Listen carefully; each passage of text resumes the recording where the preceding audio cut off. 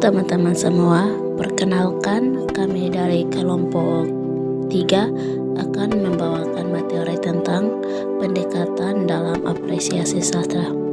Ayo teman-teman semua, kita simak videonya. Yang pertama, pengertian apresiasi sastra. Istilah apresiasi berasal dari bahasa Latin appreciation yang berarti mengindahkan atau menghargai.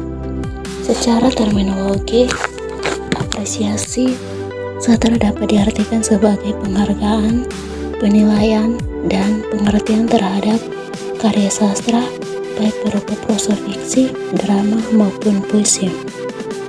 Istilah apresiasi menurut Goffey mengandung makna yang pertama, pengenalan melalui perasaan atau kepekaan batin.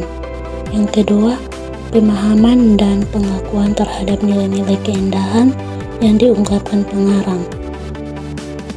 Squire dan Taba berkesimpulan bahwa sebagai suatu proses apresiasi melibatkan 3 unsur inti. Yang pertama, aspek kognitif, berkaitan dengan keterlibatan intelek pembaca dalam upaya memahami unsur-unsur kesastraan yang bersifat objektif. Yang kedua, aspek emotif, berkaitan dengan keterlibatan unsur emosi pembaca dalam upaya menghayati unsur-unsur keindahan dalam teks sesuatu sastra yang dibaca. Yang ketiga, aspek evaluatif, berhubungan dengan kegiatan memberikan penilaian terhadap baik buruk, indah tidak sesuai, serta sejumlah ragam penilaian lain yang tidak harus hadir dalam sebuah karya kritik, tetapi secara personal cukup dimiliki oleh pembaca. Yang kedua, macam-macam pendekatan dalam apresiasi sastra. Itu terdapat 6 pendekatan. Yang pertama, pendekatan parafrasis dalam mengapresiasi sastra.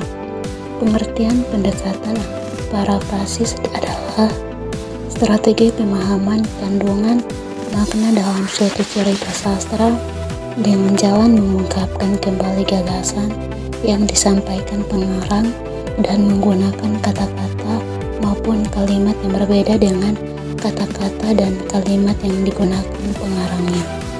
Yang kedua, pendekatan emotif dalam mengapresiasi sastra. Pendekatan emotif dalam mengapresiasi sastra adalah suatu pendekatan yang berusaha menemukan unsur-unsur yang merujuk emosi atau perasaan pembaca. Yang ketiga, pendekatan analitis dalam mengapresiasi sastra. Pendekatan analitis itu sendiri adalah suatu pendekatan yang berusaha memahami gagasan, cara pengarang menampilkan atau mengimajinasikan ide-idenya. Setiap pengarang dalam menampilkan gagasannya, elemen intrusik dan mekanisme hubungan dari setiap elemen intrusik itu sehingga mampu membangun adanya kelarasan dan kesatuan dalam rangka membangun totalitas bentuk maupun totalitas maknanya.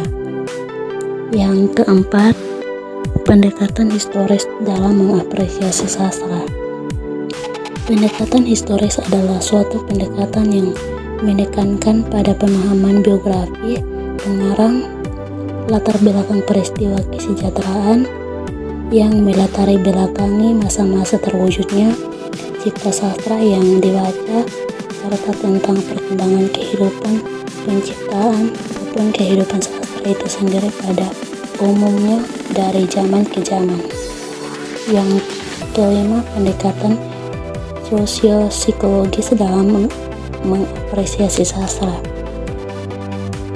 Pendekatan sosio-psikologis adalah suatu pendekatan yang berusaha memahami latar belakang kehidupan sosial budaya, kehidupan masyarakat, maupun tanggapan kejiwaan atau sikap pengarang terhadap lingkungan hidupnya ataupun zamannya pada saat cipta sastra itu diwujudkan. Yang terakhir, pendekatan didaktis dalam mengapresiasi sastra. Pendekatan didaktis adalah suatu pendekatan yang berusaha menemukan dan memahami gagasan, tanggapan evaluatif maupun sikap pengarang terhadap kehidupan.